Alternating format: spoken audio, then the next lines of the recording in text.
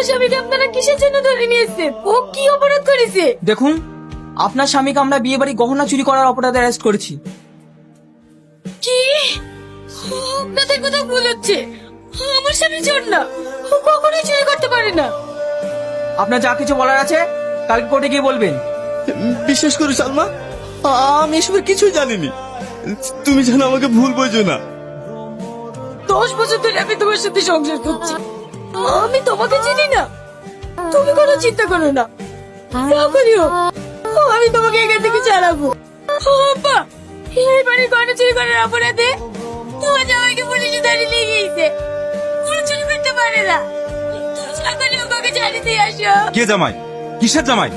আমি ওকে জামাই হিসেবে মানি না, আর আমি কোনো চোরকে ছাড়াতে যাব না। বিয়ে বাড়িতে এত গহনা দেখি আর লোক সামলাতে পারিনি, চুরি করা এবার বোঝ। দেখ পল্লবী,